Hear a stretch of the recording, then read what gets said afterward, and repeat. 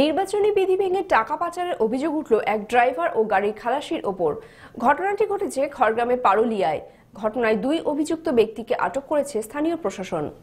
বেআইনিভাবে প্রায় ৫,৭৫,০০০ টাকা নিয়ে দক্ষিণ ২৪ পরগনার কাকদ্বীপ নিয়ে যাওয়ার পথে পুলিশের হাতে ধরা পড়ল এক বেসরকারি ছোট গাড়ির ড্রাইভার ও খালাসি।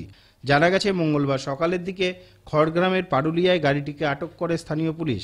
গাড়ি তল্লাশি করে পাওয়া যায় ওই টাকা। স্থানীয় প্রশাসন জানিয়েছে, ওই টাকার সঠিক কাগজপত্র দেখাতে পারলে টাকা ফেরত দেওয়া হবে, নতুবা ওই গাড়ির ড্রাইভার ও খালাসি সহ গাড়ি মালিকের বিরুদ্ধে আইনানুগ ব্যবস্থা গ্রহণ করা হবে। নির্বাচনী এখতিয়ারে এরম ঘটনা আইন বিরুদ্ধ বলে জানিয়েছেন স্থানীয় প্রশাসকেরা।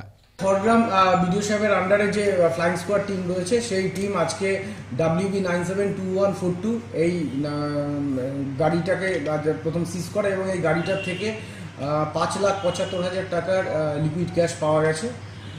গাড়ি চালাচ্ছিল সুজয় ভৌমিক, গাড়ির খালাসি ছিল, আর ড্রাইভার চন্দন প্রধান। কাকদ্বীপ আর কুলপিতে এদের বাড়ি এই, এবং কোচবিহারের তুফানগঞ্জ থেকে কাকদ্বীপের দ্বীপে যাচ্ছিল। আমি খালি করে আসছিলাম, গাড়িতে লেবারদের পেমেন্ট ছিল। কত টাকা ছিল? ৫,৭৫,০০০। তোর কোনো কাগজপত্র ছিল না? বলতে পারছি না, ওই পেমেন্টের ভিতরে ছিল।